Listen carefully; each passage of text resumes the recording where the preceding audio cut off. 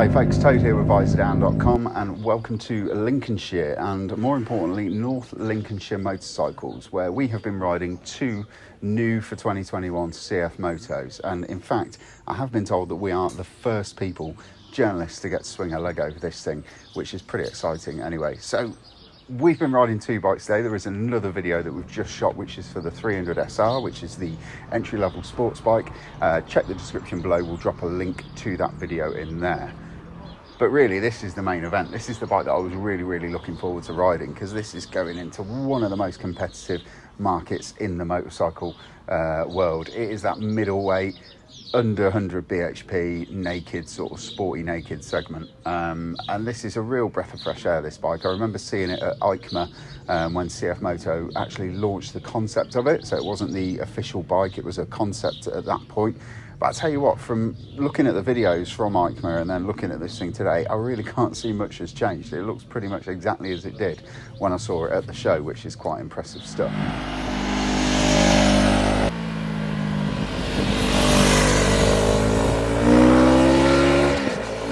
So it is a sort of cafe racer, sort of semi-retro, sort of bit of flat track in there as well. Naked, we've got as yet unconfirmed retail price for this. It's not actually been released yet. It's going to be hitting CFMOTO dealerships across the country in September.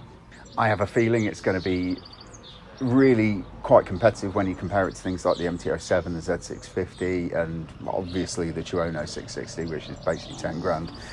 So I would say it's going to be in that between £6,000 and £7,000 mark, probably nearer the £6,000 mark, if I'm being completely honest. But stay tuned, because there will be prices getting confirmed for that very soon.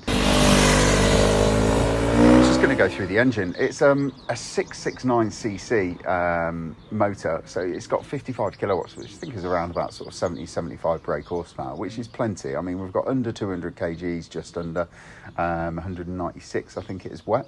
So you've got under 200 kgs and you've got around about 75 bhp. That's a nice sort of fun zone. I always say that if you've got 100 bhp and under 200 kg, you are in that real road riding nirvana.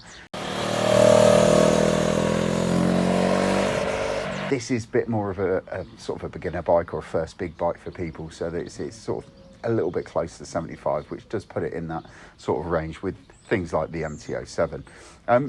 First and foremost, I do really enjoy a well set up parallel twin cylinder engine, especially when you get all that decent usable torque at the low end and then a nice rush up to the red line as well. And that's exactly what you get with this. This motor is super tractable, really very easy to ride. I don't think this is a bike that you will get bored of. If you're moving up from a 125cc bike onto the 700CL-X, I don't think it's a bike that you'll get bored of very quickly. I think it's something that you could keep in your garage for a few years and really get to enjoy it and help to progress your riding, just because that delivery is extremely tractable and very usable. The gearbox is extremely slick. I've been really impressed with that as well. You can clutchless shift nicely. All the controls are nice and light. The only thing I did notice is that between about 4,500 and 5,500 RPM, there is a tiny little flat spot in there, which is guaranteed to be down to some Euro 5 or emissions rubbish that they have to put in there. Whether or not you could do away with that with a reflash or a power commander, who knows? But it's not going to inhibit your riding in any way or stop you from having a shed load of fun on the thing.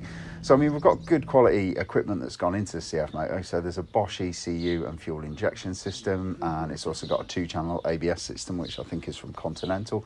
So they've got good stuff there. And also the suspension. I mean, we've got J-Joan brakes, which are pretty standard in the motorcycle industry nowadays. I think there's more bikes that have got them on them than haven't.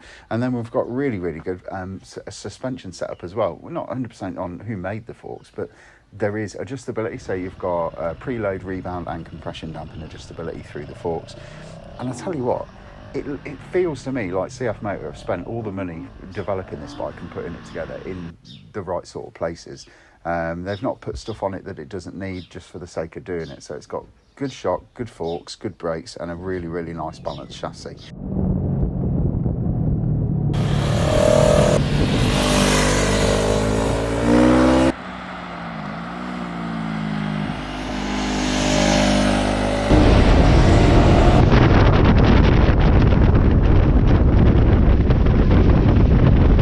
out today, and obviously I was trying my best to keep up with Gary, who was riding a much smaller and much lighter bike, but you could really hammer it. And even on these Pirelli sort of pseudo flat track tyres that it's got fitted to it, you know, you could use everything that the bike had got and just go out and enjoy it and never feel like you were going at those dangerous breakneck speeds that you would if you had a 150 or 170 horsepower bike.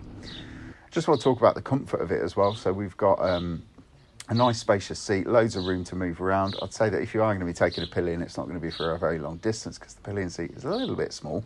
But other than that, the riding position is lovely. You've got massive handlebars that sweep up to meet you, and all the controls sort of feel nice and classy. They don't feel cheap. It doesn't feel like any of those bits have come from a bargain bin anywhere. The lower body ergonomics are just as good. So the lower body, the leg position's nice. The pegs are quite low. You do deck them out if you're pushing on too hard, but it's never really an issue. And I think for what this bike is designed to do, it's about absolutely spot on. Wet weight 186 kilograms. We've got a 13 litre fuel tank, so you've got 100 miles, just over 100 miles of range in there, and you've got an 800 millimetre seat, which means this thing is super accessible. I mean, we can't fully say where we pitch this bike in terms of its competitors until we know how much it's actually going to be when it lands in dealers, but I do have a feeling that this is a machine that people will look to as opposed to things like the MT-07 and the Z650, partly because its price is going to be competitive, and partly because it's just something a little bit different. I mean, the MT-07's had a big redesign. I quite like it, but a lot of people have said that they find it a little bit contentious.